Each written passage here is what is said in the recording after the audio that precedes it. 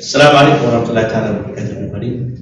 I have been coordinator. I welcome all of you to the International Conference on Computing and Data Analytics. Okay, so a special thanks to the session chair, Dr. Sami Ali, for accepting our invitation, taking his time out of his busy schedule, and willing to come and chair this session. And I also like to thank all the authors and participants, the students, for taking part in the session. Okay, without wasting much further time, I would like to hand over the session to our session chair, Dr. Sami Ali, to come and go ahead with this session. Sorry.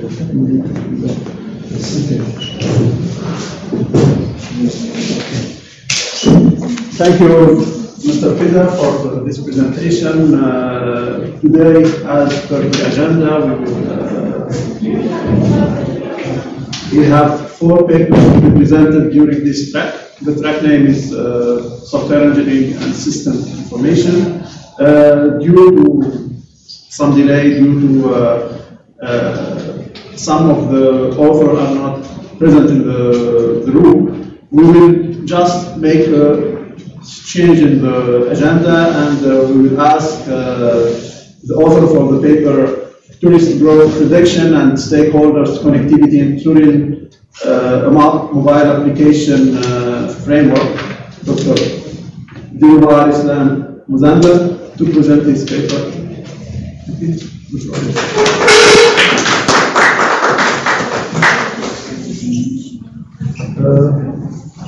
Dr. Dilwar will have 15 minutes to present and 5 minutes for discussion after.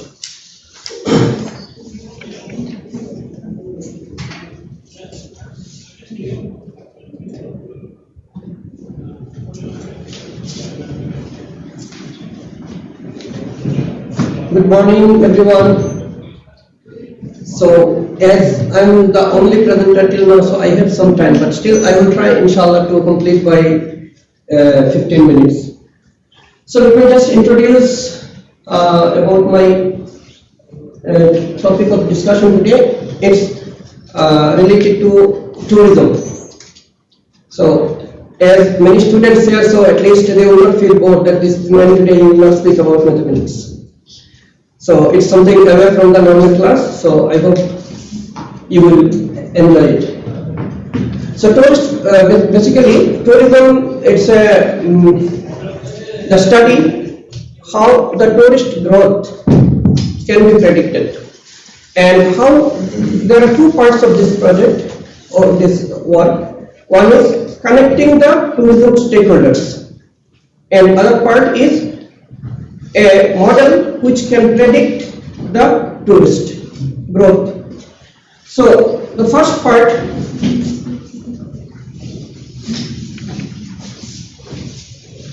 in the presentation there will be abstract, then introduction, then existing works in the literature, then tourism stakeholders connectivity model, then results and discussion, future works and references. So if I start with the abstract, different attempts has been made by the social science researcher to design a model, mathematical model or any other form, just to facilitate the tourism sector. But it's very challenging task, because tourism, it's destination dependent. From destination to destination, the environmental condition changes. So it's very difficult to make a mathematical model for tourism.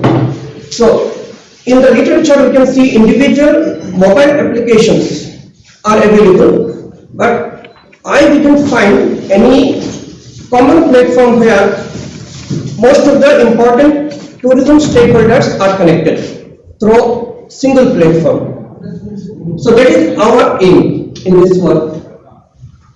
Formulation of mathematical model, as I said, it's very challenging task. Then in this study, we built a mobile application which will connect the stakeholders. And through what is the facility of this? through this application, one stakeholder can communicate with others without exiting from the application. And these are some of the features of the application, like navigation. The tourist, if want to navigate to a destination, the app will guide along with voice.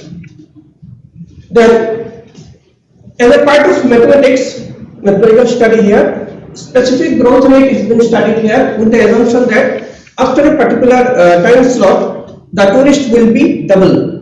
With this condition, this study has been done.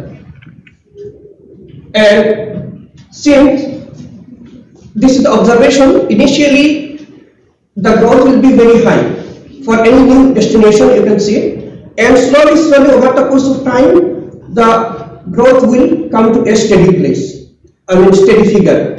Although that if you increase the facility, but the tourist will not increase accordingly, it will go to a stable figure.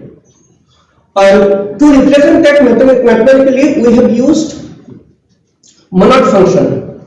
I will speak about this. What is monad equation? And there is a standard mathematical model which is a top result, which is used here to analyze graphically. Graphical analysis is given in this one. And this analysis is purely abstract. Okay, purely abstract means it may not be suitable, or it may fail in some environmental condition. Okay, because this is not this model may be suitable in some situation, may be not. So this disclaimer at the beginning, we are clarifying it. So in the introduction, so you can see in the Oman's Vision 2040, it is mentioned like tourism is also one of the important factors, that tourism is considered as a revenue generation source in Oman.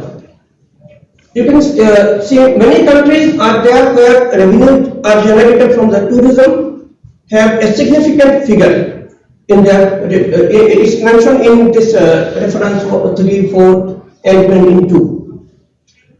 Oman is one among them, and if you see the based on the literature, the contribution is 2.4% to the state GDP in 2021 as per the data available in National Center for Statistics and Information, and it is made their target 5% to achieve by 2030, 10% by 2040.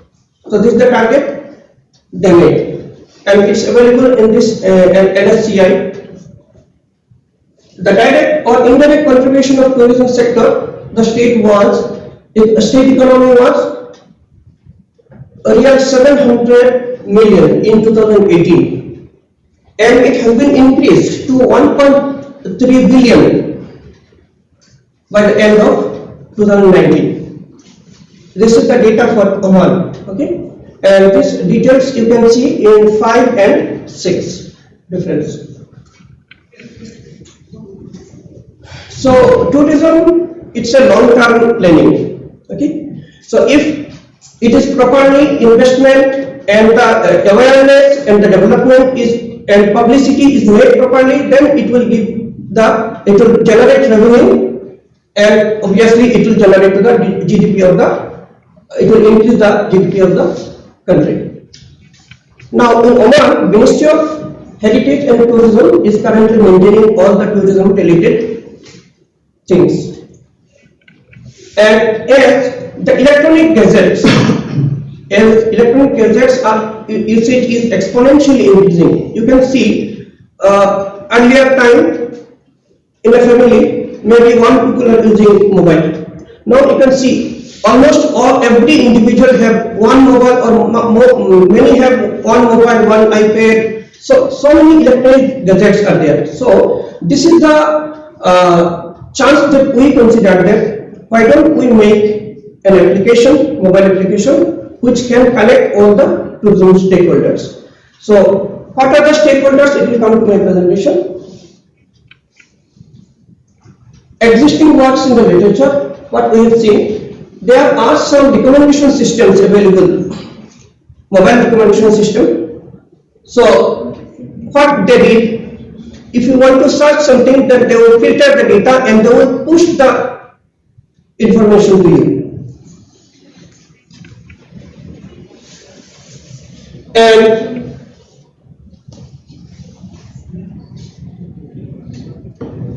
so this recommendation system, whatever the search you will do, based on the search, all the possible options they will filter, and then finally a set of result will be pushed to you. This is the this RS that number 10. It is mentioned in this. Then another you can see nowadays e-commerce.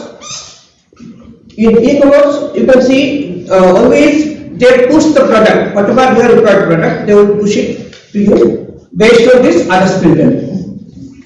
Then there are different approaches I found in the literature, like content-based filtering approach, then collaborative filtering approach, and then hybrid filtering approach. So content-based, in the name itself, you can understand.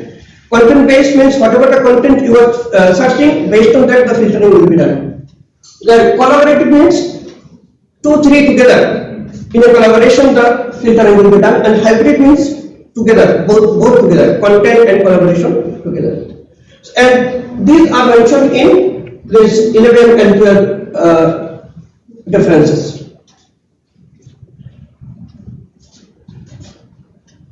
In this article that is mentioned in 13, the author studied mobile application reviews using a software called Leximancer. Okay, so it will collect data related to mobile technology to promote smart city. Okay, smart tourism. Then tourism stakeholders. So from here actually our main things are starting. So what is a stakeholder? Stakeholder means any individual or group of people that are connected or that are that can be applied to facilitate your or to improve the tourism sector. Okay, they all considered as stakeholders. So it can be tourist, it can be Ministry of MOHE, or it can be any tourist guide, or it can be any destination manager, or it can be hotel, it can be restaurant, so any individual. So some of the key stakeholders, you can see government and regulatory bodies, Ministry of Heritage and Tourism, destination, then local communities, tourist, hospitality, then transportation, then cultural heritage organization, environmental organization, investor development, developers, then academic research institution, non-governmental organization, media and marketing agencies, local businesses. So these are some of the stakeholders which are related to tourism that I have collected here.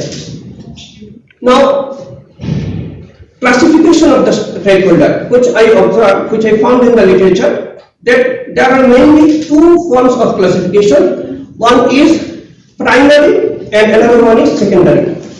By the word primary stakeholders, what it means, the entities that are directly related to the tourism. Like for example, hotel, restaurant, then transportation companies, etc. And secondary stakeholders means those who are not involved directly, like say hypermarket, say community group, social media, etc. Some authors it is separated or classified as institutional and local. So institutional means those government organizations, they are considered as institutional, and non-government entities are considered as local.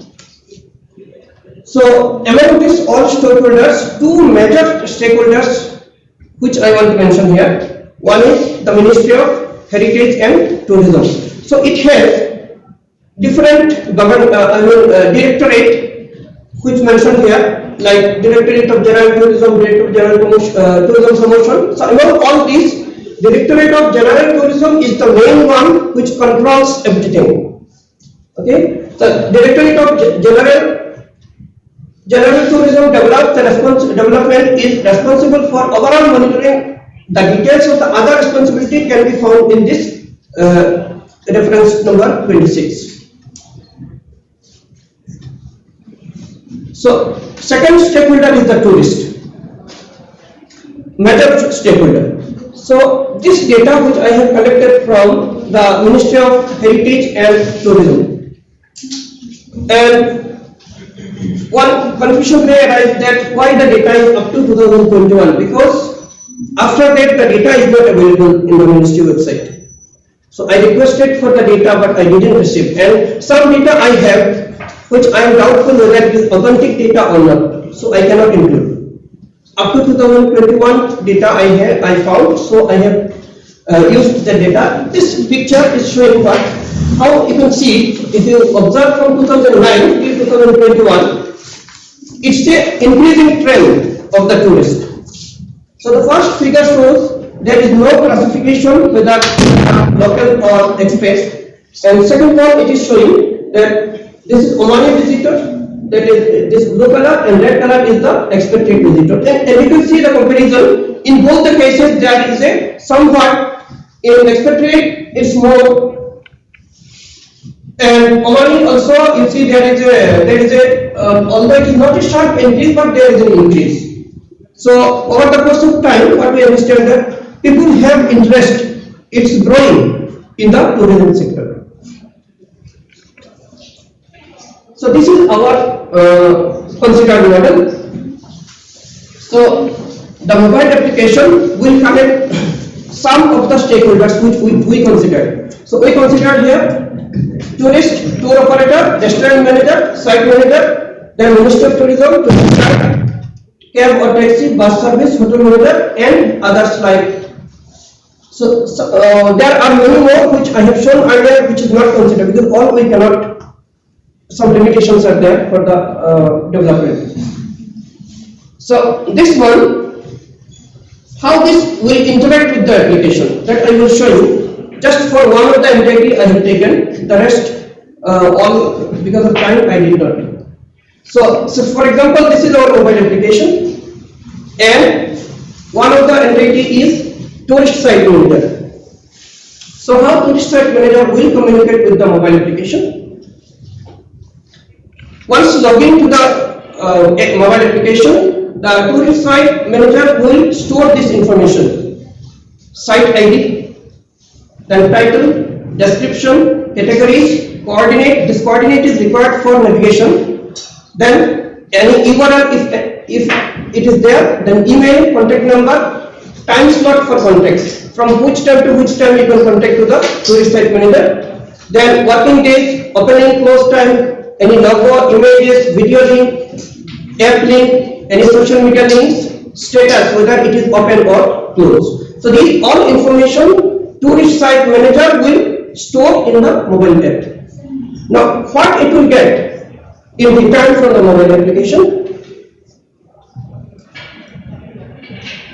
The tourist site manager can see what is the page visit, how many people visiting, that count, categorized by say country or gender, how much time spent in a page, then how many likes and dislikes, then comments, okay, social media links, SMS sent, how many SMS sent, how many phone calls made. So these all information tourist site manager can get from the mobile application.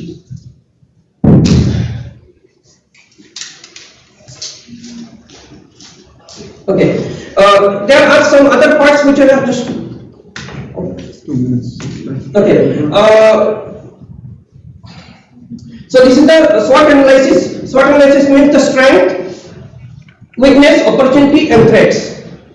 So strength means it is an internal factor, that is just advantage of your product or of your app. Weakness is also an internal factor, and this is the obstacle which will prevent the or you can say disadvantage. Then opportunity is an external factor or gap where you can work or you can improve, and threats are the external factors, okay, which can negatively impact. Then these are the strength and weakness of our mobile application. See, if I just see, major tourism stakeholders are connected through this platform. In general, what every individual may have some website or some website or a mobile application individual. But here, through this application, a tourist can search for any tourist guide. A tourist guide can contact with Ministry of Tourism.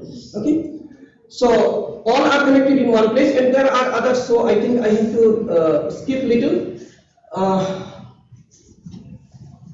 Weakness. Let me mention one or two weakness. So currently we have developed is this only for Android, but there are many users which have iPhone, so they cannot use this application. So this is one of the major weakness for us. And if we go to the threats, so the major threats, sometimes the people are using our application, but they are not entering the data. So this is one of the major threats that we have, and sometimes the technology changed. Change of the technology again becomes a threat for the application, and there are many others which I have to skip. So this mathematics now starting monad equation. So monad equation basically it's a growth rate determination. Basically it is established after a series of experiments, and this figure what it means that initially up to the half-life the growth will be very fast, and when half-life cross, the growth will come steady down, and finally it will reach to a steady state. Okay, and this is the mathematical formation of this monad equation. So I have used this monad equation with the assumption that after some time the tourist will be double in a tourist place, and I cannot continue this for long time because it cannot continue for long. Every time it cannot go double because, and this will be controlled by the monad equation. So that's why I combine with my this monad equation, this one.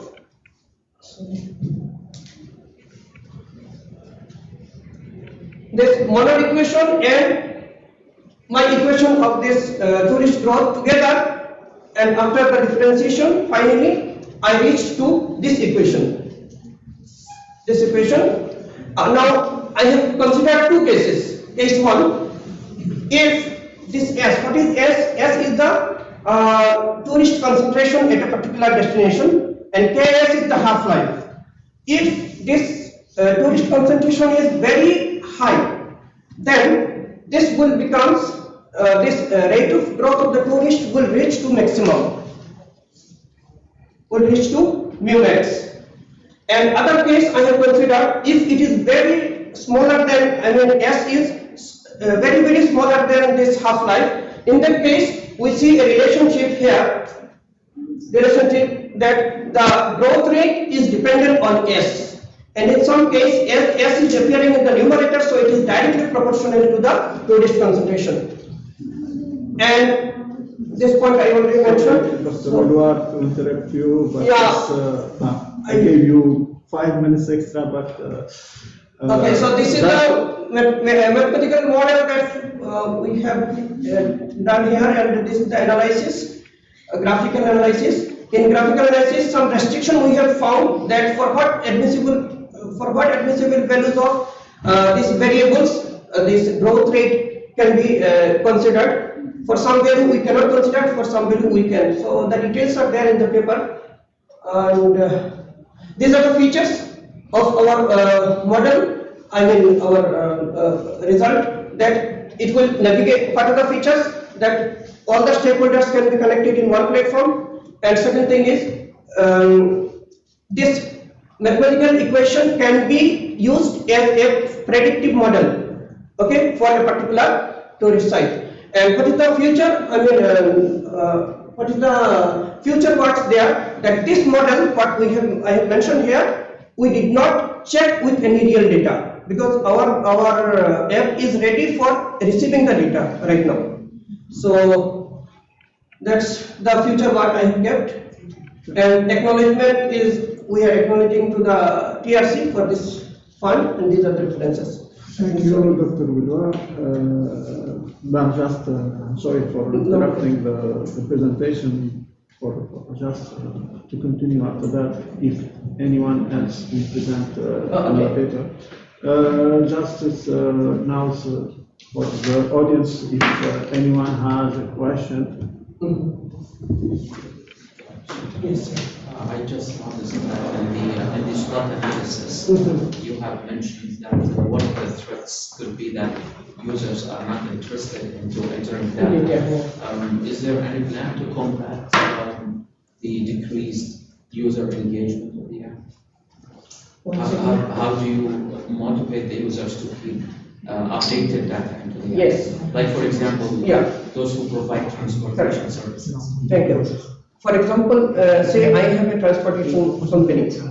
Okay, if I use the app and if I do not enter the data, he is a tourist. So once he log into my app, he will not be seeing your business. Basically, you are running a business, right? You want to promote your business. If you are interested to promote your business, then definitely you will add your information. Motivation. Yes. Yes, student.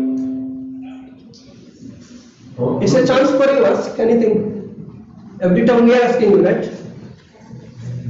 Yes, sir. This model doesn't have in consideration the handles that have some transactions.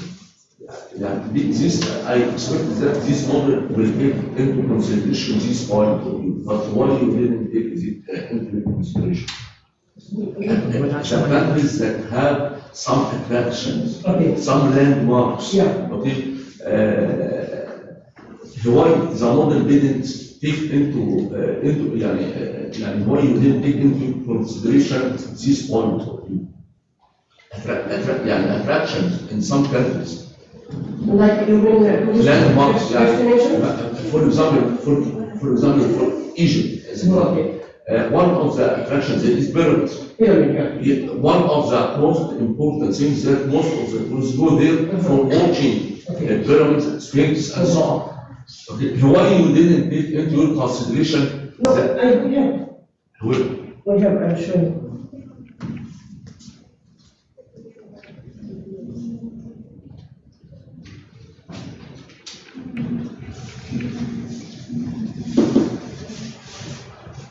So this one tourist site manager.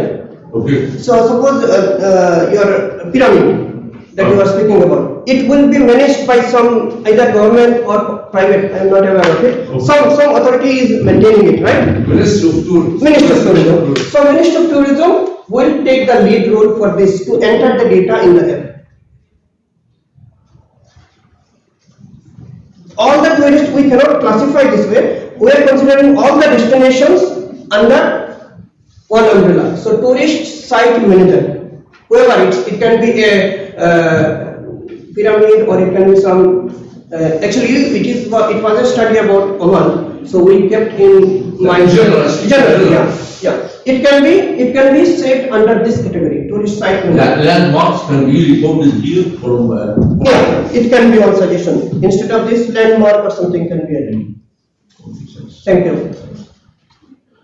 Anyone else? Ask any question. I will ask just. Generally, in mathematical model is you are taking into account some hypothesis, but the life is not so perfect. Yeah. We have political issues in some countries, we have economical issues in others, and all. Yeah. How the model can be suitable, the mathematical model can be suitable for any country or any situation. Yeah, I understand your point, sir. At the beginning, I give this disclaimer that this mathematical model may not be suitable, or you can say it cannot be 100% assured that it will fit in every destination or every situation. There may be you can give the figure like in terms of fuzziness. In terms of fuzzy figure, you can give like within the from 0 to 1, within this range you can give for a particular destination. So if you collect the data and if you apply this model, maybe the accuracy of this model will be range between 0 and 1. So exactly 100% you cannot say no, it is not fit, or 100% you cannot say that it is no, it will be useful. So it can be, there will be a fuzziness that inside. So that point I already mentioned at the beginning. Just another question. Yeah. How the model, the mathematical model is used within the application, within the mobile application? No, there is no usage. A mobile application is different and this is different. There are two wings. This is prediction. You are collecting the data using the mobile application? Yeah, that is comparison, which we did not do. Still, we are about to receive the real data. But to receive the real data, it should not be through mobile application. Or Yeah, through mobile applications. It should be a Data complete collect- information system to collect all the data regarding the tourism sector, not only a mobile application. Mobile application just for the interaction of the different stakeholders you Yeah, mentioned in your paper. Yeah. You mentioned that you are storing in the mobile application, but technically you are from math perspective, I think. Yeah. But when we are talking about software engineering, the data is not stored inside the mobile application. No, It's within the mobile application, but technically it's inside the database. No, there are two options. There are concept called tiny database. If the data set is it's small enough, then we can store it We within. are talking in the context of huge. Huge. We are talking about tourism sector in Yeah, a country, meaning that's why it's not a you can small see- database. That's why our plan is here.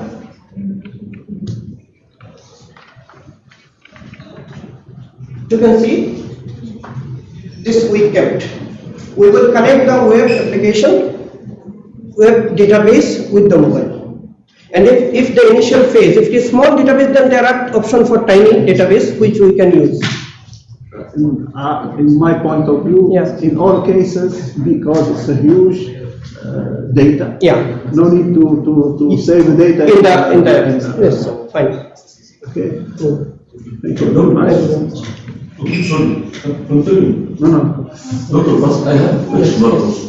The way you did is measure the sensitivity of your model, the percentage of mistakes or Yes. percentage of error. The way you did Yes, it. it is in the future work. Because still I Because it's don't- very important. Yes. What is, how can I depend on this model, on this mathematical model? Still, we did not receive any real data. That is very important. So I kept it as my next one. Once I receive the real data, I will apply this model, and I have another plan to use that linear regression, and I will compare the result of this. How much differs? Because it's very important. Yes, of course. What's the accuracy of this model? I can use it and I depend on it, on predicting the number.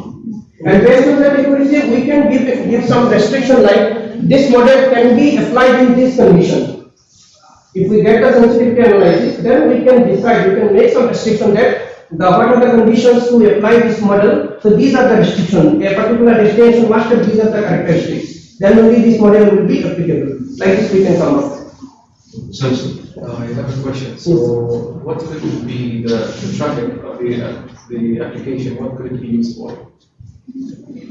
What could be? The traffic and the databases of the application, could it be used for implementing some kind of changes to increase the tourist amount of tourists that go to the place or a specific place?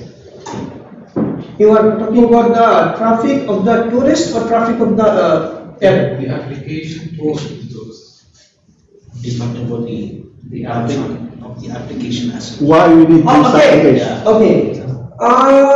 That Physical traffic. I got it. So that point, you mean speed of the app or? No. The people, the users, their information, how could the application administrators or the tourist site manager, how could they use this information? Okay. Yes. So this is the data. What I understood from your question, how the data that users will save and then which way it will be used, right? See, it has a very good use. For example, I have a tourist destination. Okay, based on the data set, I can see in which time period maximum tourist visiting. I will not keep any renovation work during that time. You understand my point? Ministry of Tourism can see, for example, in one of the sites, it's very good. Beauty of the site is there, but people are not visiting. Count is very less. Visitors are very less. So what the Ministry of Tourism, they can take an initiative to promote that site. So from this application, they can see the count, number of people, how much time they are spending in that page, interest of the people. So they can, Ministry of Tourism can take a measure that okay, this site is just simply, maybe it is not awareness is not there to the people. So they will make a plan to promote something or some infrastructure they will develop there, so that it will be promoted to the tourist for increasing the tourist growth. And for research purpose, people can use this data. So it's mean the Publicly. But controlling body is the Ministry of Tourism, because we already personally we visited and we discussed with them what are their restrictions. So they are telling even a taxi driver, if he or she if he want to register, then they have to apply to the Ministry of Tourism, and Ministry of Tourism will give some certification that yes, you are an authorized cab or taxi driver who can take care of tourists. Otherwise, it is a risk. A unknown tourist coming from outside, if he choose any unknown person as a tourist guide, maybe he will be misguided, or maybe his time will be wasted. So, Ministry of Tourism, what we understand from them, they do the screening, and then finally they decide yes, you have the experience, you have the capability to guide the tourist. So they will certify you, and then you can do the work. Is there any plan for tourists to tourism to upload their own pictures on that? Yes, it is their option. So because as a tourist, Yes. where is it in a place? When I use the app? Oh, as a tourist, As a tourist. I think we did not add this point. Possibly we can add, but the problem is again the rule. Yes. That's why right now this point. But maybe some limited number of pictures or some MB or some GB we can use. Yeah, that's possible.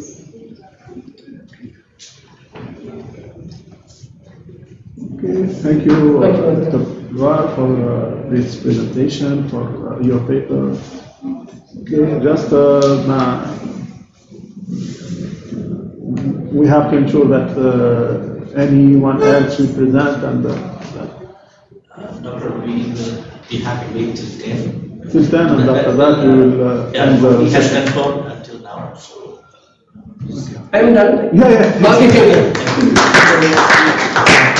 Sorry. Thank you, student.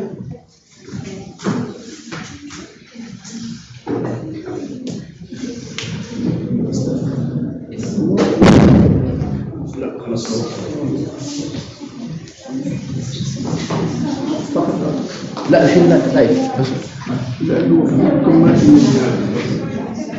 الجزء الثاني. طيب وقف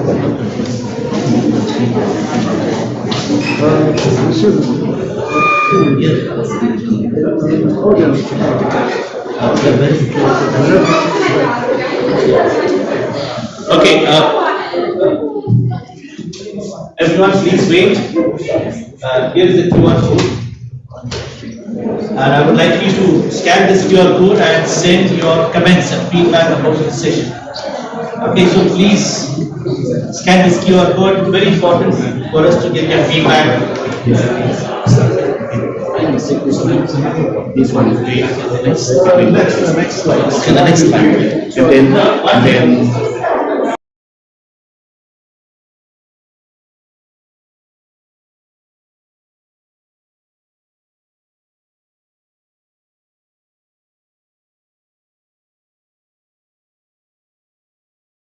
then later I'm now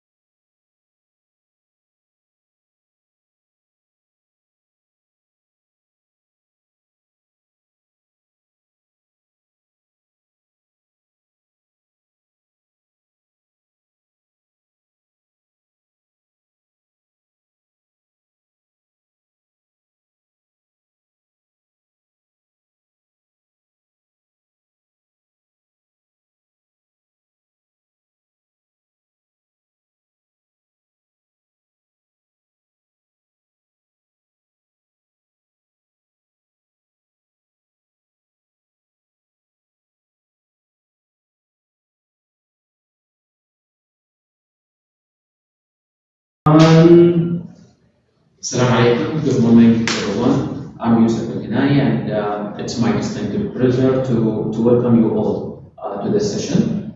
We have 4 sessions scheduled, and before we proceed, I would like to express my thanks for the attendees.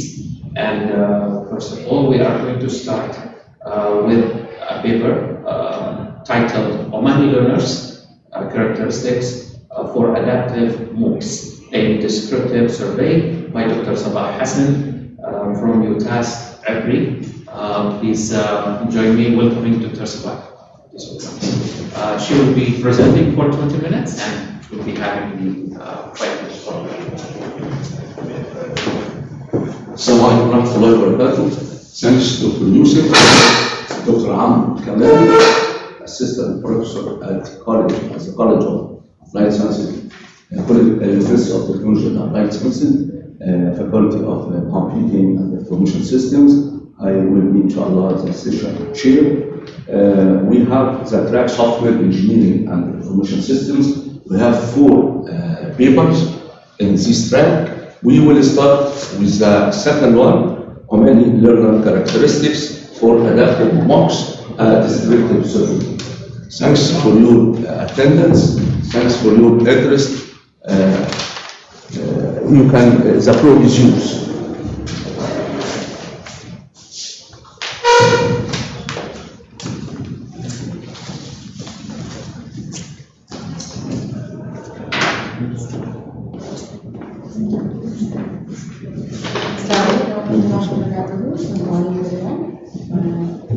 You have 10 minutes. Against the world of technology, we all are using different type of online platforms for learning as well as for teaching. But did we ever think that how much it will be effective for the learners of our app? So based on that, this is my topic, today's research topic, Omani Learners Characteristics for Adaptive MOOCs, a descriptive survey. So here, I am going to cover introduction, objective of the study, background, research methodology, structure of questionnaire, findings, research results and discussion, conclusion and future work. In introduction, this idea is from online platform. What we are using is what students they are using nowadays. It is more useful. Everyone they wants to use online platform to learn something about that. So learners nowadays are digital natives who are adopted to learn actively using innovative technology. So here we are using talking about the online platforms like MOOCs. In previous research, it was reported many researchers in the article that studies found students registered the course, online course, but only 10% of the students they completed the course. Why it's happened? Very less number of students only complete the course. They register, they have interest to learn, but after register, they will drop. They don't want to continue, only 10%. So we think about that, we have to check what is the problem behind that, why they are dropping the course after register. So this is our main point here. Objective of the study, our primary goal in this research is to identify the characteristics and performance of Omani learners in using MOOCs. So the main, here we have everybody's different way to learn, adapt to the learning style. Like in Omanis also, we have we think different to learn what is the characteristics, different characteristics for everyone. So that is my objective. This background of the study shows adaptive system, adaptive MOOCs, and one more is here, classification of learners' characteristics. So based on the classification of the learner's characteristics is cognitive, behavior, and affections. So here, first you have to see adaptive system. Adaptive learning learning is based on optimal learning, path learning, and involves several components including modeling, learning, resources, estimate students, skill, history, and creating personal learning recommendation. So this is our adaptive system, and adaptive MOOC, due to the popularity of the massive open online course, adaptive learning has become more important and much easier. This is because of MOOCs draw a large number of learners with a variety of background and level of the knowledge who have, variety of the background, learners from variety of the background. They are not only from the one background, give the same things for everyone. Everybody, they have different thinking to understanding. But nowadays, one platform, we will get for whole world, they are using the same thing. So this one thing for all, everybody, they have different characteristics. So it should be designed as based on the characteristics of the learner, from which place, which type of the learners, what they want. So my survey is only based on that, to identify what is the Omani learners want. Research methodology. This study was conducted using a descriptive survey study by using questionnaire as a research instrument to obtain the data and information. Here we have a structure of the questionnaire based on the 4 steps: general information about the learners and their understanding of different online platforms, including MOOCs, cognitive learning knowledge, behavior, and effectiveness. So this is for the structure of the questionnaire. Questionnaire is based on this structure to identify what is the characteristics of Omani learners, what they want. So here a questionnaire was distributed to Omani learners from different academic institutes. Total number of 211 learners participated in this statistics. So what they did here, I will show you the detail about that. We divided into 4 sections of these categories. We already divided into 4 categories to check the characteristics of the learners. Here, we have different universities. We conducted the survey from the different universities to students, to check in students, employee, and job seekers. So total 211 participate take the part in this survey. So this is from like here University of Technology, Sultan House University, and other military technical college, Majal University, and other Niswa University. So total 211. Based on that survey, what we finding, the overall finding of this research can be classified as per the categorization of the survey conducted into 4. What already I told you, we divided into 4 parts of this survey. Learner, number 1 is learner who are using online tools, example MOOCs platform, are not only university or college students. Some from outside are also. They are here from unemployed men or employed from other sector, not only for the education sector. Everyone nowadays they are using MOOC. They are using easy because that is very easy. We can use from anywhere. So they are using here. That is one. Majority of the Omani learners are familiar with the various online tools, including e-learning and the MOOC platform. All of them, they are aware. We took the around 85% of the Omani learners, they are aware about that. What is MOOC systems? What is online teaching and everything? They know that. But learners and acquiring knowledge are 2 main purposes: directing the learners to use the online tools. There is a link between the learner segment, learning object, and learning styles. So we have a link in between all these order, like we have a learning elements, learning objective, and learning style is different for everywhere. It is not same for everywhere. Like the frame in one platform, everything is same for all, but it is what we identify that is the one. You can see the survey, types of learning objects. So we observe that about 76% people, they like to understanding by videos.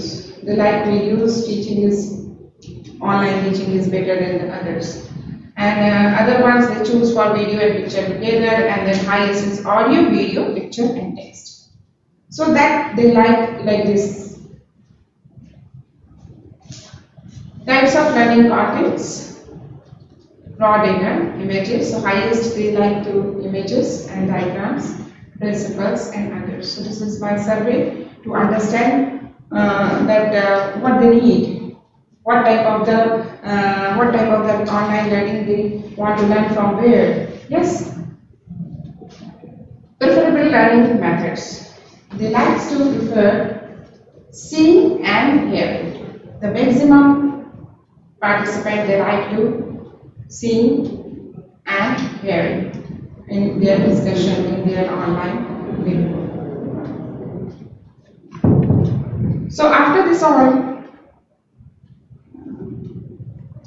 survey, we have many things, many survey, not only based on that, we take many questions and it is there in my paper, you can find out there for different, which online tools they are using more, e-learning or mini courses, Coursera or whatever. So which one they feel like that is good. So many survey results are available in the research paper, but few what is main important I mentioned here. Based on this survey, what our purpose is to identify the characteristics from the money learners based on this survey. As per the finding from the survey conducted, the majority of the participants prefer video in addition to audio, picture and text. They don't want lecture. Like they are feeling bored. If you are talking, they feel like bored. That's why I think they choose like that. So this is the main thing what they want in their MOOCs platform. This indicates the most Omani learners categorized under visual, verbal, sensing and sequential learning style. They want like that. This is our finding and result after our survey from different universities, from the students, teacher and job seekers. The recommended adaptive MOOC can be built based on the identified learning style and considering the learner's background as one of the important characteristics. Very important to the background of the students.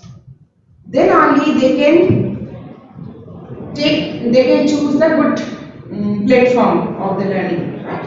So that is very important to choose the characteristic and background of the students. Based on that, they have to frame all online courses. So students, they will take the interest, they will complete the course, and that 10% we will improve.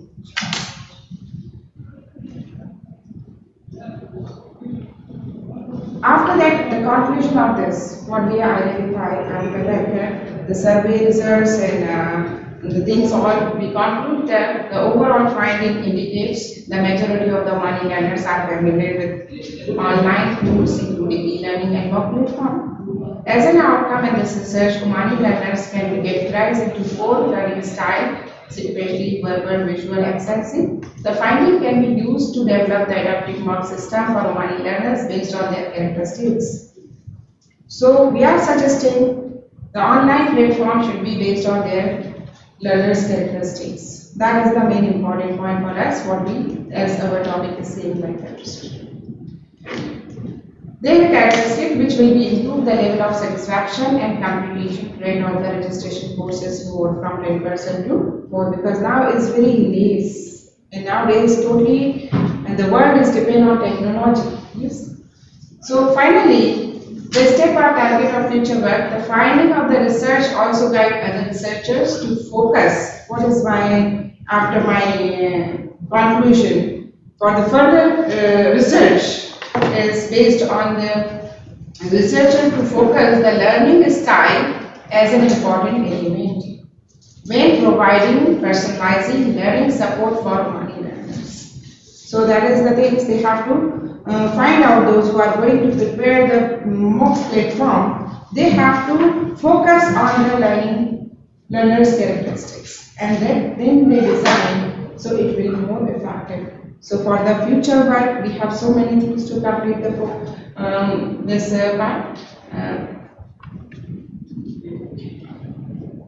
So future work, we have so many things to improve our platform, MOOCs platform, based on that survey and the interest from the students, what they need. So this is my presentation, and if you want to read, you can read completely. My paper is available inshallah soon. So that is the things we have. So we are thinking about that maybe next time we are going to planning to make one more platform based on the learners, Omani learners, what they want. So first they enter the course and then they have to decide the choosing which part they are going. Because not everyone, if I am from IT and I want to learn the business course, I don't know, I have to learn from the basic, right? But if you are from IT and you want to learn that course, you have different, not in basic, you have to go to advanced. Not everybody is in the same way or same thing. So many things we can researchers, they can research after them. So after my survey, hope many of them, they will start research for the finding of good platforms in futures. So that is, we have, thank you sir. Okay, thanks a lot. Thanks for your presentation. If you have any questions, the door is open. If you have any questions. Excuse me. One thing that I have noticed is that recently nowadays people are more becoming visual. They like images and diagrams, and that's fine. That's a good thing. But I'm not sure if this is going to work for, like, for example, advanced topics. Maybe this is going to work well with the basics and introductory courses. But I'm not sure if that is. I think we are thinking about only for like ID purpose, but we have so many courses, others also. In advance also we can provide them. Because nowadays even in our college and we are using that one, they are not like, they are feeling bored if we continue giving the lecture. If in between some activity or something, it's visual, they feel like they're happy to understand and easy. Like that they want the same in online. So for that, maybe this is for the researcher next, maybe they will prepare either some software, like so students they will like more. And even our IT teams also, they are planning to prepare like that platform. Thank you so much. Yes. Dr. Sabah, regarding to second or third slide, I'm not sure. Second slide? You said that 10% of students didn't 10% continue their studies. From where did you get this percent? From the old researchers, they already researched. As you didn't mention the source of this information. It is there in the 10% from where? It is there in the paper, and you have to see that. I think the second or first slide, second or third slide. This slide. Yeah, this is one. You didn't mention the page number. This is, I have, it is in my background of my paper. If you want, I will show you in the paper where it is in that. From where did you get this? The 10% from the researcher. From the researcher. Till now they found it. Already some of the researchers did the research on that topic. But the topic is for the online platform. But now what is the characteristics and all these things? What for Omani learners they want? We are going to present that. Why you didn't set the page number? You are talking about that which part? No, actually, So that it is easy, we can refer this. Actually from here. This is already we mentioned from here. No, I speak about the page number of the slide. Page number of On the the slide. slide, so that it is easy to manage, ask a specific, in a specific page. Yeah, but it is available in my paper. You said that there are 4 learning styles: visual, verbal, sensing, and sequential learning style. Do you mean for face-to-face learning or online learning, or both? No, online learning only. I'm talking about online learning only. This for online? Online learning. Online, this is most no only for online platform. This is I'm talking about online learning. How you manage this style of learning style with advanced courses, like of courses like programming. We like to see, as I'm a mathematics teacher, so I know that I can use these techniques for advanced level. And for IT also, I think so, they will. But for my case, I feel like that they can use for advanced level also, because now I'm using in my advanced classes some video lectures and some activity based on online only. So they can use the platform, they can add. Okay, thanks a lot. My appreciation. Thank you so much. Anyone have any question? They just now they attended. Okay. Thanks a lot, Dr. Shaba. My appreciation. Thank you, sir. Nice. Best wishes for you.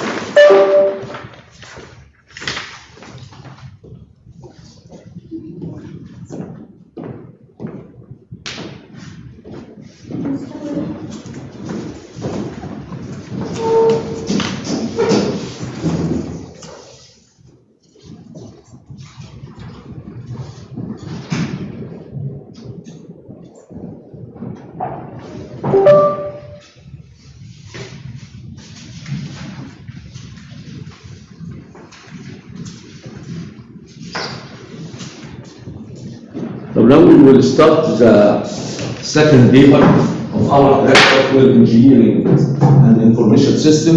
The paper title is Energy Efficient IoT Based Modular Teacher Human Productivity and Availability Tracking System. The presenters, Dr. Afnan and Ms. Anwar will present the second paper. The floor is yours. My wishes, my best wishes.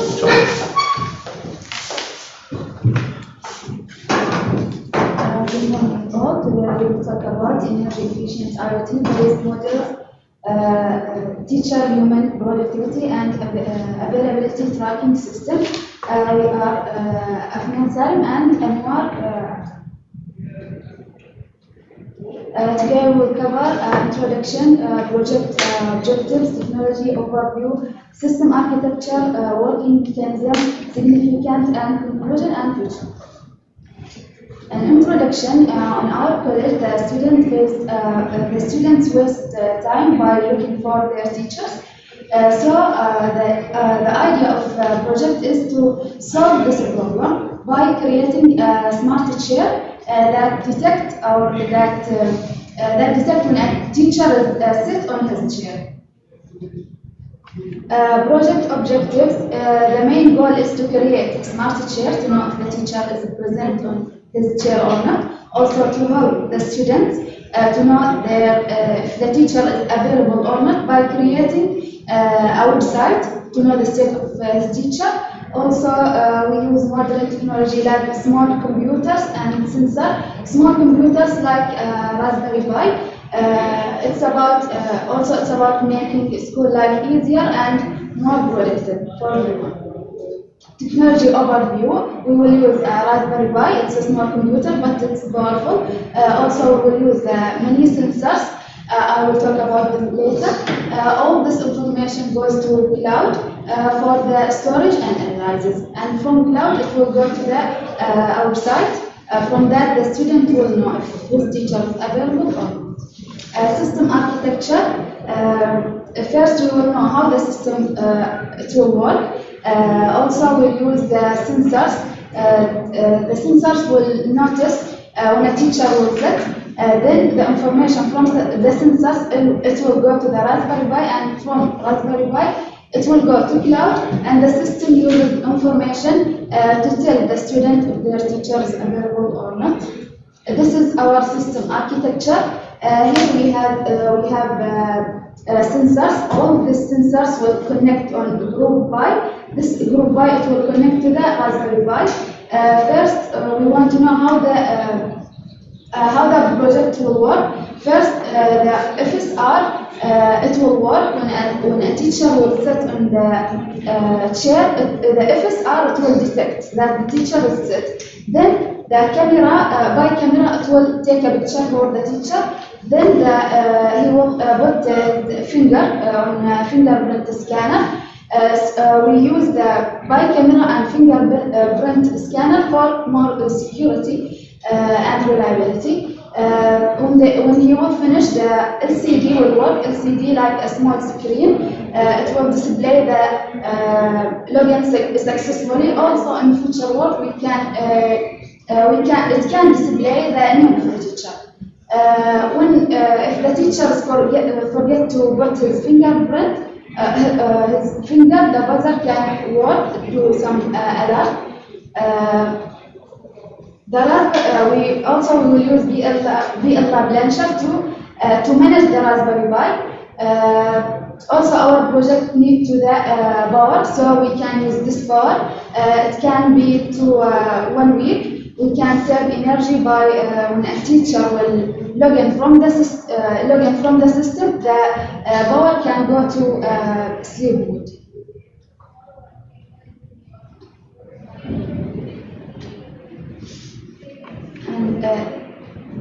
And this sensor, as I talk about it, it will detect when a teacher will sit on a chair, and this will take a picture for him, and this is fingerprint for authorization, LCD to display, and the buzzer to do some alerts, and this is our power.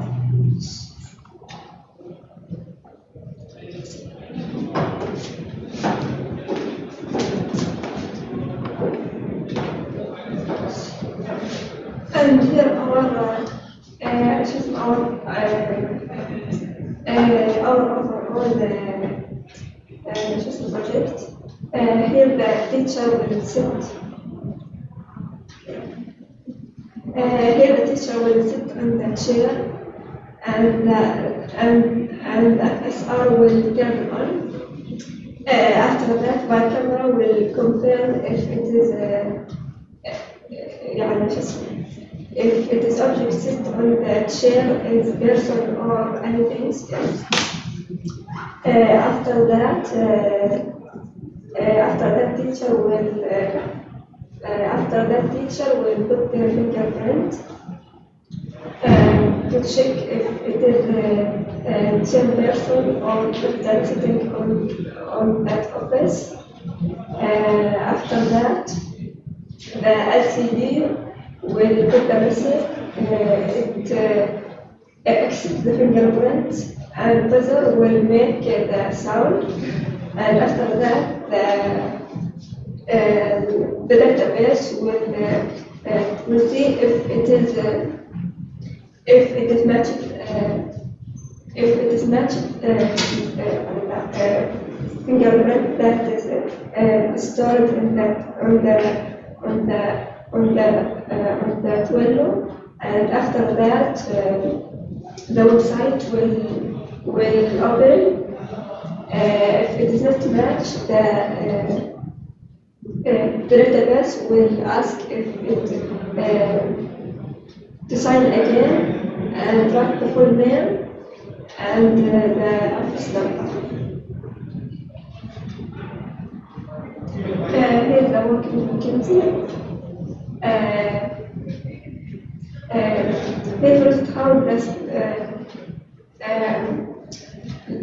the structure will work step by step. First, the sensor will predict and send the information to the Raspberry Pi. After that, the Raspberry Pi will process the data and send to the cloud, and cloud will analyze and update the teacher availability status and show in the website.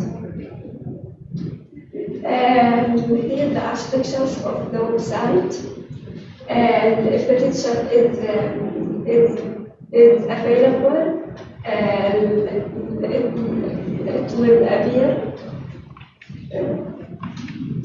available.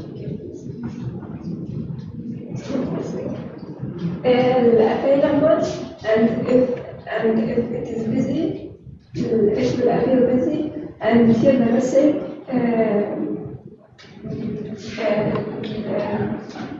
If they can put the message and submit.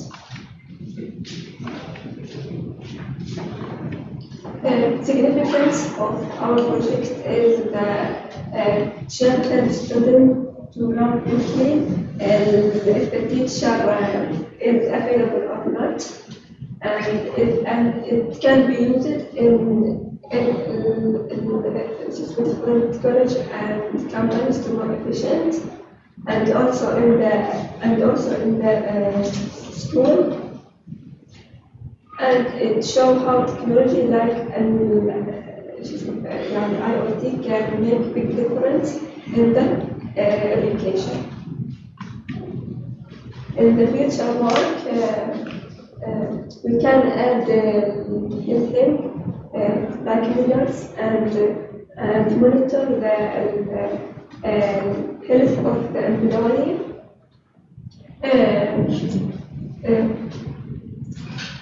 To make performance efficient and cost economic. Also, we can add this feature like differentiate human from the object using FSR sensor and display teacher name on the LCD. And also, our major aim is estimated in companies and more college. And finally, the conclusion. So we have created the smart chair to help students to know status of their teacher and the project it uses IoT technologies to make the school and college more efficient and for better education, resource management, which, thank you. Good. Yes, done. Any questions? I have one question. How you include the fingerprint? There in some slide was written that after the persistency you want to include the fingerprint. So how you make them? How you include that in your project? And actually,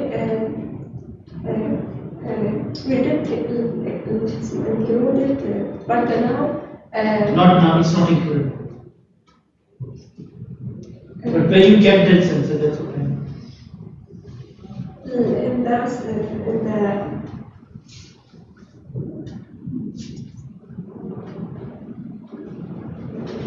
Yes, in this slide. Here in the group part.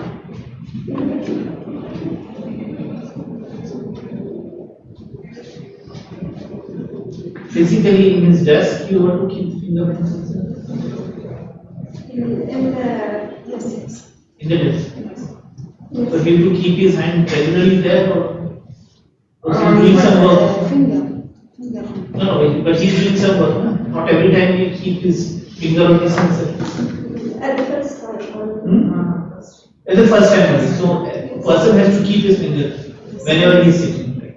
This is a protocol. Yes. Yeah, if the teacher is available in the office, but he or she is busy, how does he indicate that he or she is busy? On the website, you In can office. choose.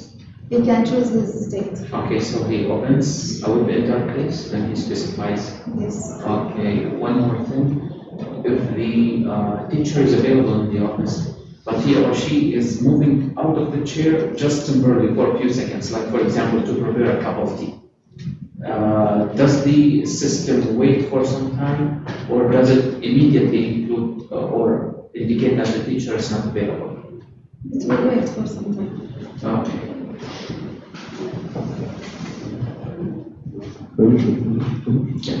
Thanks a lot for your presentation. My appreciation, but I have some questions, some comments. The same comment that the page number, you didn't set the page number. I don't know why. Why you didn't set the page number for your presentation? Why? As I said previous, why you didn't set it?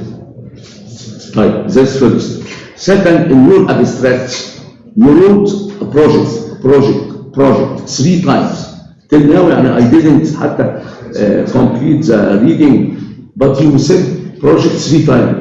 Is this a project or a paper? It should be a paper, not a project.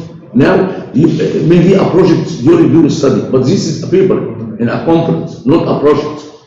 Okay? Okay, but this now is a paper, not a project. Project will be a final project, something like that. Okay, project for a course that you studied before, but now it is a paper introduced in a conference, not a project. Okay, you spoke about the teacher may be busy, okay, and you showed for us the architecture of the system. But however you save your data, you didn't mention anything about the database. Where is the database, or what is the design of the database, or how the teacher will indicate that he is now busy or he is now free for students. How can you didn't mention anything about the database design at all? So how can I store? How can I store this data? In our website. Outside where? In our website, on a database. You didn't mention it at all. You didn't speak about the database at all. Even in the architecture of the system. Where I will store my data? Where I store that I am free now. What is the database? Where is the database design? No, I didn't. You didn't mention any database design at all. You understand me or no? Huh? No, nothing about database design at all.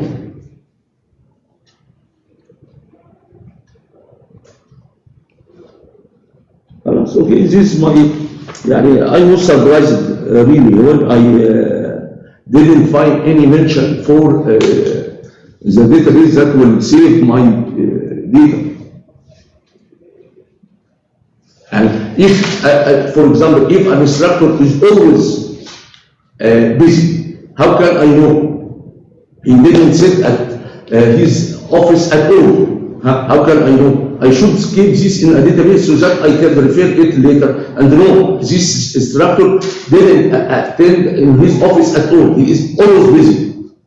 I think they refer to it as the cloud. They did not specify database, but they just. Okay, even if I use a cloud, I should. There should be a database design that I can store this so that I can return back to the database and know the percentage of absence of this instructor or the percentage of he is busy or he is free.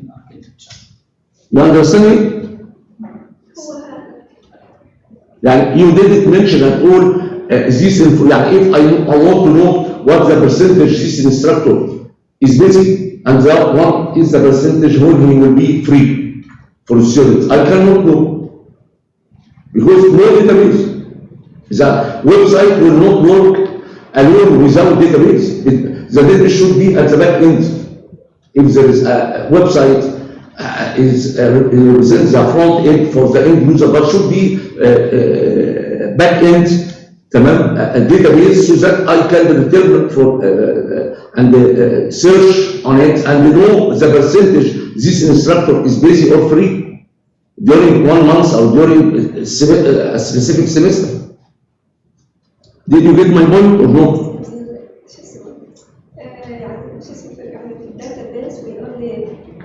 Store the name of the teacher and office number only, and the student will search the name of the teacher, and it will appear or available. Well, this is not sufficient. If I store if I need to report, to have a report about what is the percentage this instructor was available and what the percentage this instructor was unavailable during the semester. If I need to know this at the end of the semester, how can I know? Is there a database or no? طب where is the database design؟ يعني where is the database design that you design for this paper? I will say paper, not project. Where is the database design? Actually, we didn't complete that. Actually what?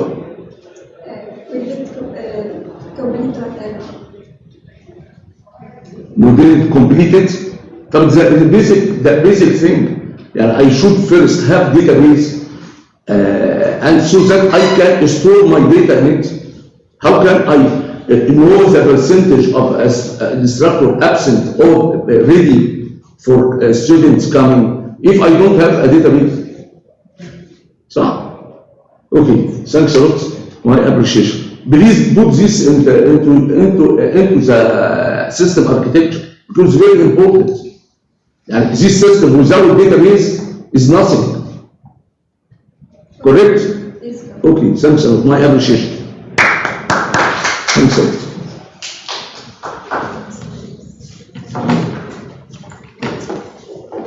Thanks to Sadnan and Sanwar. And now we welcome Dr. Muhammad Ashir from the IT department in UTAS-IBRI to present modeling the advancement of Senate services implementation in the Sultanate of Oman. Please welcome.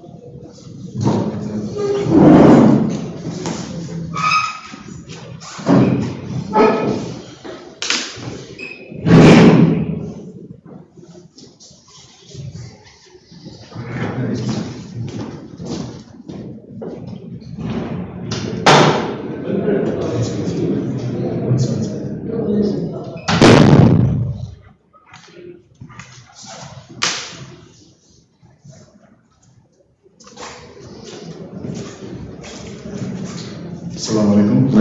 I'm Mohammad Asif from UTAS-IBRI. Now today I'm going to present our paper, Modeling the Advancement of Senate Services Implementation in Sultanate of Oman. So we all of you know very well about the Senate Center. So it is the SME organization. It helps us the government departments and it is working as the interface between the government department and the private sector companies and also the individuals. So we are already, government did some digitalization in that one. In Senate Center, the government organization, they are connected together. So they can access all the services over there. So now one more extra implementation or new modeling we are making here. So the abstract here, we are concentrating on again digital modernization. For what? No, the client side we are going to do. Most of the time, after the evening, we went to the Senate Center. We find there the huge crowd there.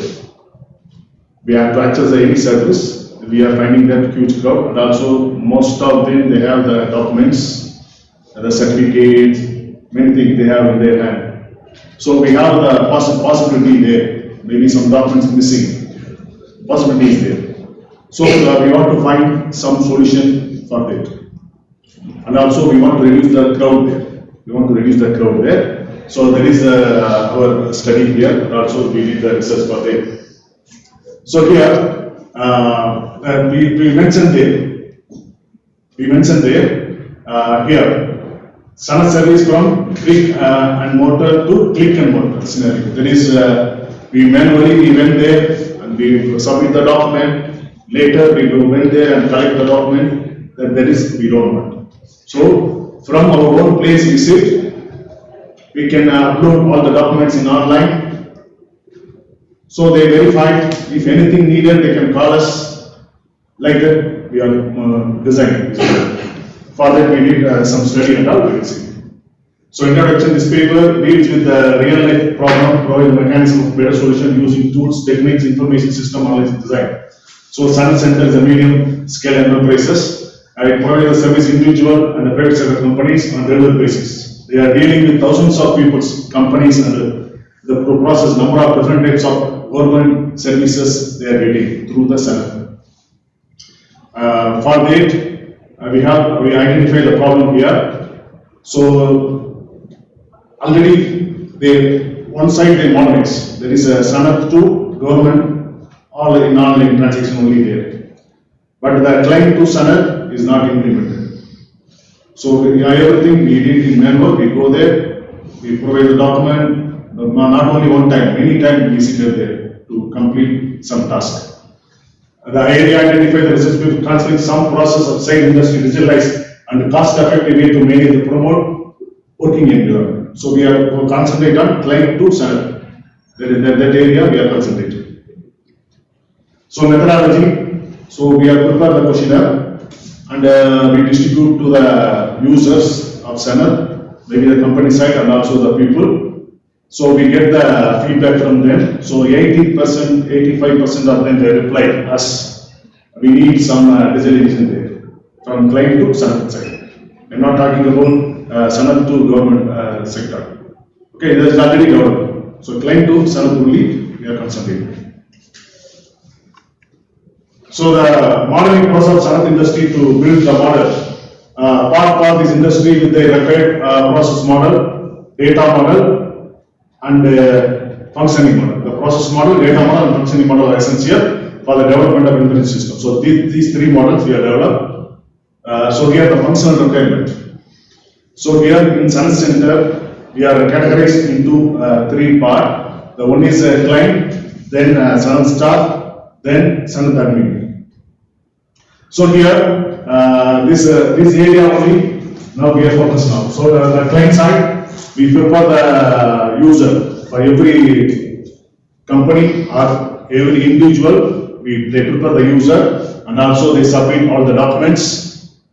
Then they send to Sanat. So the request coming to Sanat admin.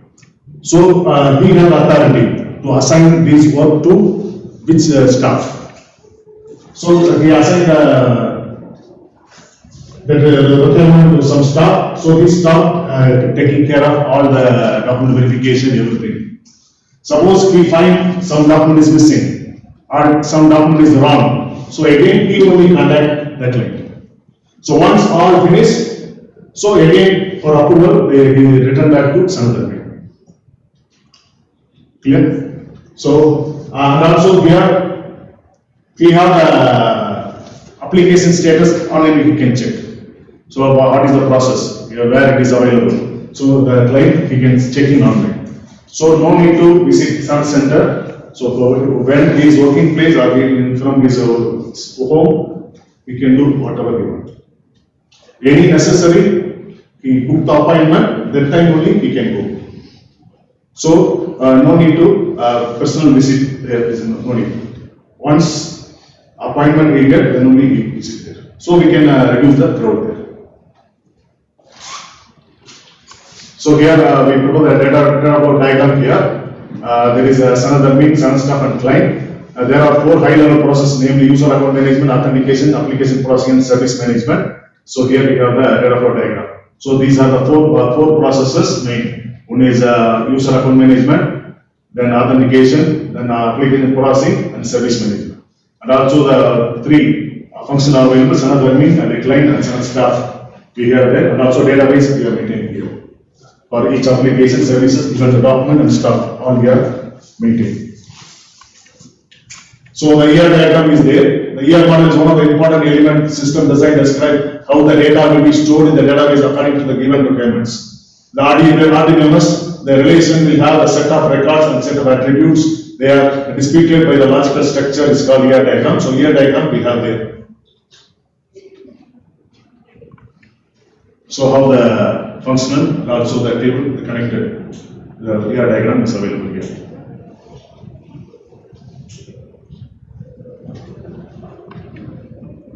So after our study, the basic industry specific model, sans service sector is developed. The specified model can be used to implement conveniently designed in application software. So we can use some software, and that is we can use for the sans center. It is a kind of general model which is specific the key elements which are required to design the application software meeting and basic requirement of the particular industry. The provision of payment process has not been considered as some of the payment are, we have not considered the payment system because the payment system is by the third party. So we are not included the payment system here. In future, if you want, we can include the payment system also. Any one of the payment third party we can use there, we can connect.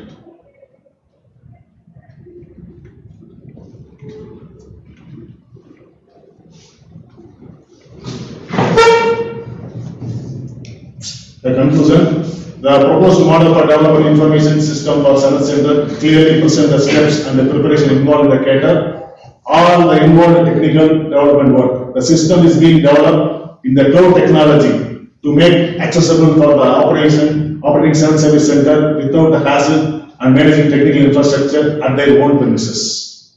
So we can prepare our using the software, then we put in the cloud so we can access from the cloud. Maybe in the Senate office or maybe the client using, in admin using, client maybe the staff, everyone then access from their own premises.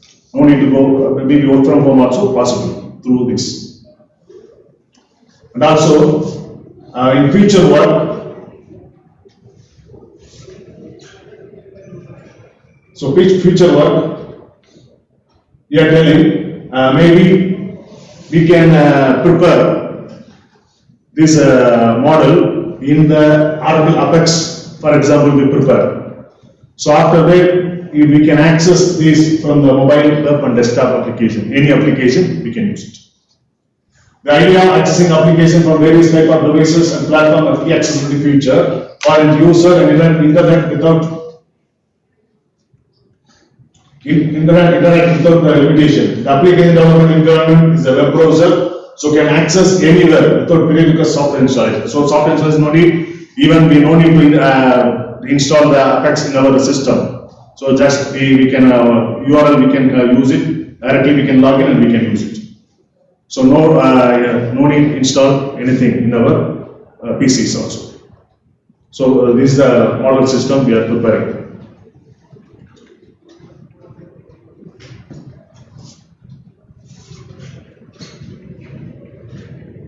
So reference is there. That's all. Thank you. Thank Any questions, sir? My appreciation. Yes, sir. Thanks a lot. The door for questions is open. If anyone has any question. No? First, هو يا دكتور هو you didn't set the page number. The third.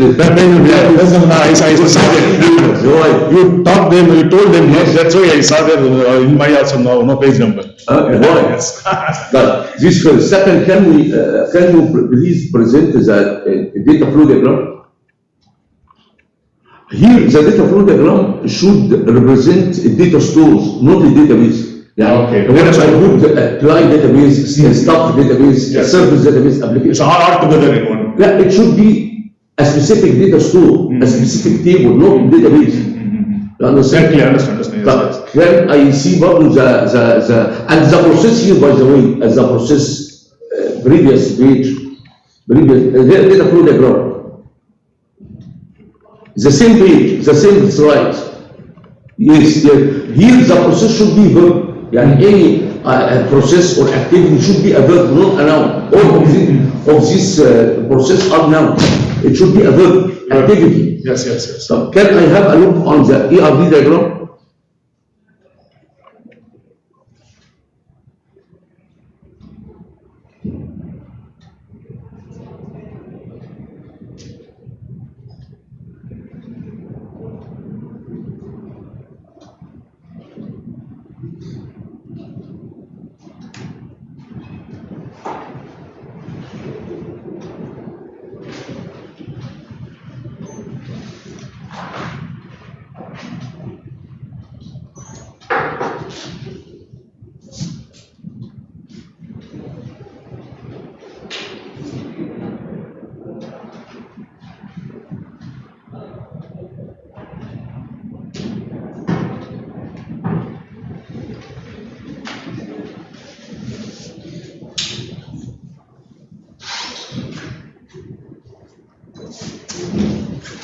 برضه دكتور by the way I have a comment regarding the nationality in the client table. Nationality should be nationality here in the left side. If the client table, yes, nationality should be in a local table, not by this way to improve the performance of the database. So separate. Yes, local table. So and also we can list out also easy. Yes, yes. Understand.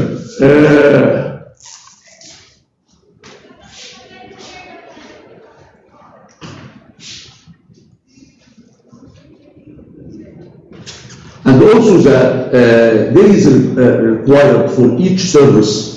The days required for each service, yes. Days. Date premium. What you said? Maybe the apply date. When he is applied. Yeah, this is the date of application. So if this is the date of application, should be in the application table, not here. Here? Yes. If this is the date of application. We can update it. Sure.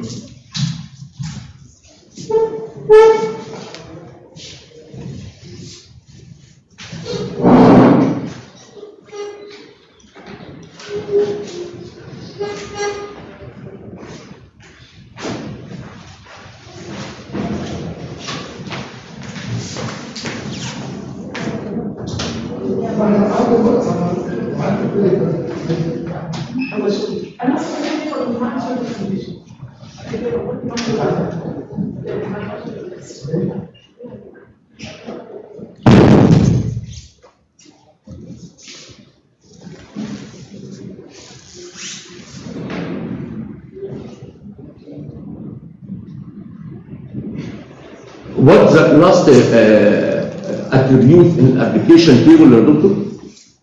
Last attribute, no, in application table, not here. Rating on the feedback rating. Rating from the applicant. Applicant. They are giving feedback, no? From the client. Client they will give the feedback. So the rating will be scored. Yeah, this is the feedback for me as a client for this service. If I am interested, if I am satisfied for satisfied from the service or not. How much maybe the rating? 2 star, 3 star like that rating. Okay, doctor. Thanks a lot. My appreciation. Thank you very much. Thanks. Salam. Alaikum salam. And doctor, also برضه here الباسبورت نمبر I think يعني we should لا الباسبورت expiry date because some documents needs the expiry date should be مثلا more than 6 months before the Senate company can perform the transaction report. Without expiry date of the passport I cannot يعني cannot يعني perform the transaction. I note down that. It is very important. Sure. Thank you. Thanks a lot. Thanks. Our last presentation for this session is by Dr. Raja from UTAS-IBRI. It is on the automation and orchestration of the DevOps in multi-cloud environments. So welcome, Dr. Raja.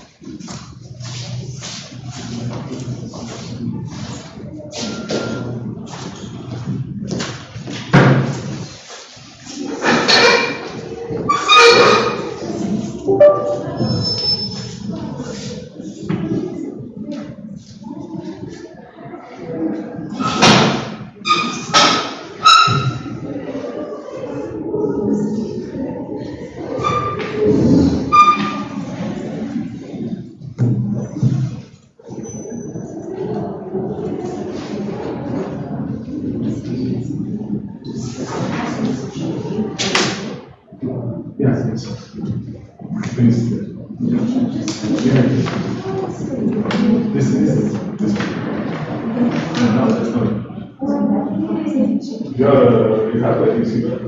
No, I just want to hear about it.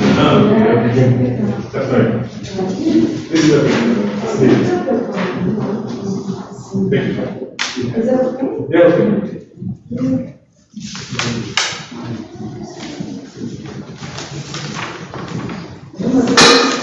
brings a lot of problems in the schools.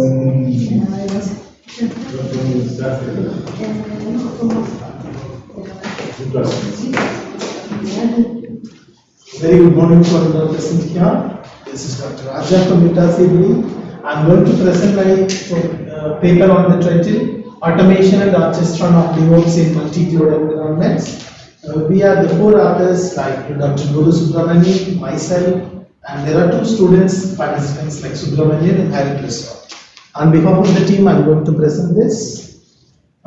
We know nowadays everything is cloud-based because it is easy to access everywhere. So nowadays everything is shifted to cloud-based. The adoption of DevOps practices have revolutionized software development, enabling organizations to deliver software in a very fast manner. And whatever service they need, it can be provided faster way. The adoption of multi-cloud environments presents complex challenges in managing diverse cloud platforms when they are having multiple cloud platform, and it is difficult to get the services across different cloud platforms. We have faced many challenges. We discussed the key automation tools and practices including infrastructure as code, CI/CD pipelines, configuration management, everything to get the proper service from multi-cloud environment. The keywords which use cloud computing, automation, orchestration, DevOps, continuous integration, continuous delivery, CI/CD, infrastructure as code, multi-cloud. Introduction. We know now we forced, because everything is automated, and we forced to use cloud environment to access our information anywhere, everywhere we can access. Over the past decade, cloud computing adoption has increased dramatically as more business look to cloud-based infrastructure. And multi-cloud architectures have become the dominant trend in cloud adoption. And most of the cloud service provider companies like Amazon Web Services, Microsoft Azure, and Google Cloud Platform. And in the year 2021, their service provider percentage is 85, expecting that will increase as 95% in the year 2025. And multi-cloud environments provide many advantages like mitigating vendor lock-in risk, optimizing the different capabilities, costs, avoiding service disruptions. So this multi-cloud environment will provide a lot of benefits. DevOps emphasize the one which we recommend: automation, collaboration, integration, and continuous improvement. Because when you are providing service, you need to have continuous improvement. This will suggest in all the aspects, and I'm sure that you will be able to provide better service in this aspect.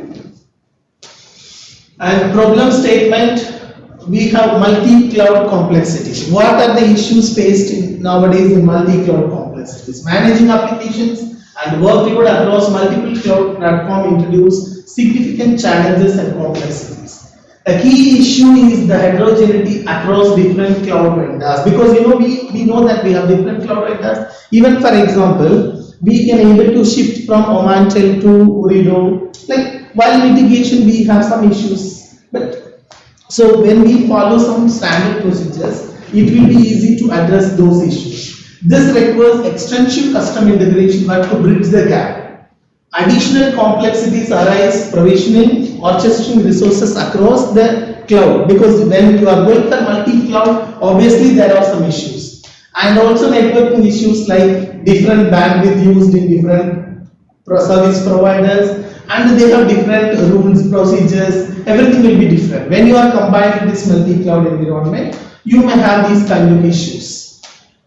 And automation hurdles. When you are going to automate all these things, obviously we have the list of hurdles. What we have, central challenges integrating APIs, SDK software development kits, and tools from different cloud providers. We have different cloud providers. When you are integrating, obviously we have very many issues to combine.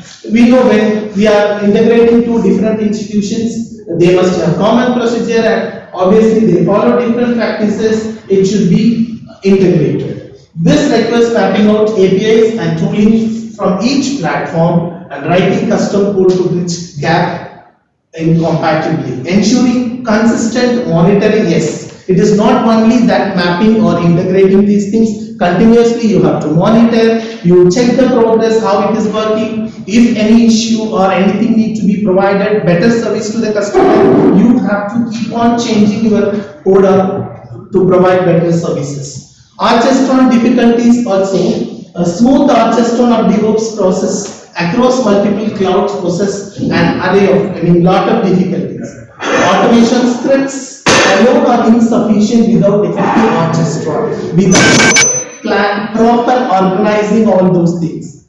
Even though you have multiple clouds, all those things, it is difficult. So you need to have proper arrangement of your all of your services. There is no unified control plan with holistic visibility across multi-cloud. So integrating release, the pipeline, how order it will be, and which order it should work, everything to be properly defined.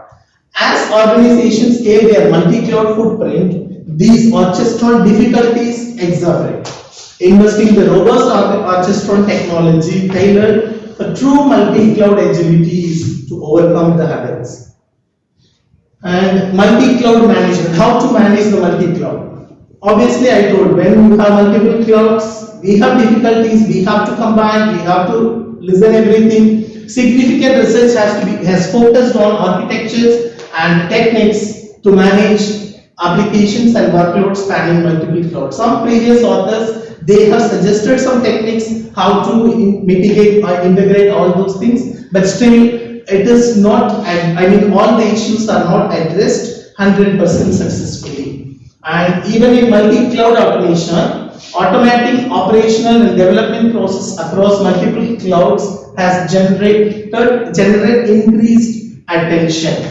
There are some people like Al-Duraibi et al. They suggested some techniques, but still we have an opportunity to increase the better services to be provided when it is in the multi-cloud orchestron. Even here in multi-cloud orchestron also we have some previous developments, but the previous developments were working fine, but still it needs to be improved or enhanced. Research has investigated service orchestron models and technologies specifically for coordinating process, because orchestron is just coordinating different process with multiple cloud environments. Paniso et al. Define some coordination process like this orchestron process in a clear way, but still it has to be increased. And in multi-cloud DevOps, implementing DevOps principle for multi-cloud environments is an emerging priority, which is more important. Existing research at the intersection of multi-cloud infrastructures and DevOps automation is still evolving. Even after this research, also people can develop something more better than this. To address all these issues like in orchestron, in multi-cloud, in everything, we are suggesting a technique how to select the proper automation and orchestration of multi-cloud environment. Our task is mainly categorized into 4 different phases: analysis phase, tool selection phase, implementation phase, optimization phase. In analysis phase, involves thoroughly evaluating the existing multi-cloud environment, how the existing multi-cloud environment is there, how they are working, how they are providing services, how they are combining, how the works are organized. These things to be analyzed thoroughly and prepare a clear documentation like what is going on. Accordingly, we need to understand what progress is required in future, then we can plan our things. Any manual hands of a complex steps provide insights into automation opportunities. Maybe when we are developing something, we have some guidelines for the future, what to do, how to automate or something like that. If it is there, which could be very useful for us to go for automation easily. Also, we can interact with the people, those who are involved in this task, will get more information about the future automation. Tool selection phase is also very much important because we have variety of tools available to orchestron and to automate this multi-cloud environment. We have to choose the right tool according to our business environment. Choosing the right technology to enable reliable automation and orchestration for the multi-cloud environment. Infrastructure as code tools like Terraform, CloudFormation, Ansible, there are many available. which will be very useful, which will be useful for our infrastructure, we have to choose the proper tool and provide infrastructure across cloud. CI/CD automation tools like Jenkins, Circle CI, and Travis CI automate build, test, and release pipelines for all these process. We have to choose the right tool. Then monitoring and logging tools like Datadog, Splunk. There are many tools. Among these, you have to choose the right tools, right? The tool selection balance standardization for consistency with parameterism to leverage native cloud services, because they are under one service. When you are combining with other service, your tool play a bigger role to combine or integrate these things. You have to choose the proper tool here. After choosing the proper tool in your implementation phase, the implementation phase focus on rolling out the selected automation and orchestron tools across the multi-cloud environment. IAC templates are developed for provisioning key infrastructure components and configuration management policies. When you are combining to how the configuration management will be done, or instance across clouds. Monitoring, logging, data visualization tools, many things are available. You have to do everything in a proper combination to shoot a better automation. And also you need to concentrate testing, validates, end-to-end deployment pipelines, failover scenarios, if there is a failure, what to do and how to manage. Everything should be clearly defined. And steady state operability, the implementation is iteratively refined. When you are implementing something, you have to repeatedly do this task. When you face any issue, you have to correct it and it should be implemented again. Optimization phase, which will just provide the service faster and provide more security. Like these are the things will come under optimization. The optimization phase aims to enhance the implemented automation and orchestron framework with the focus on security, which will be implemented. After implementation, you have to go for automation, and it will reduce the cost, increase the reliability and performance.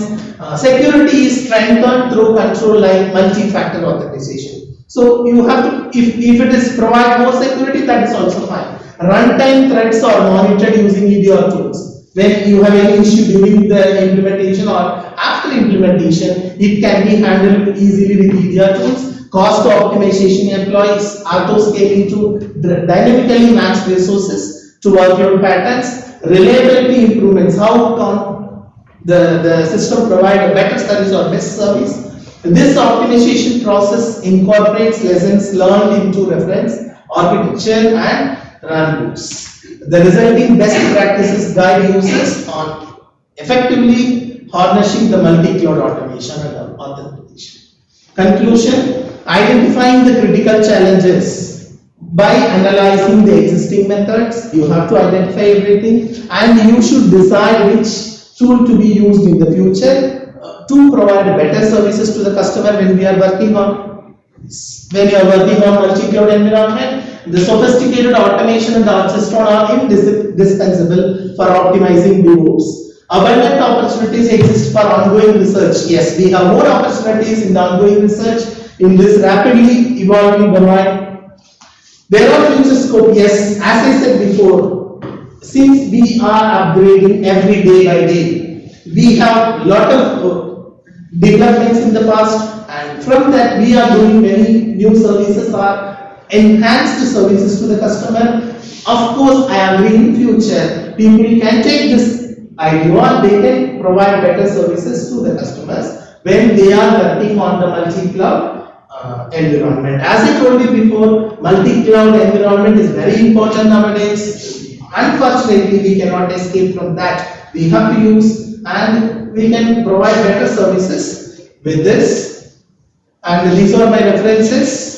With this, I would like to thank everyone for your patient listening. Thank you. Thanks, Dr. Raja. My appreciation for your efforts and your presentation. The door is open for any questions. No?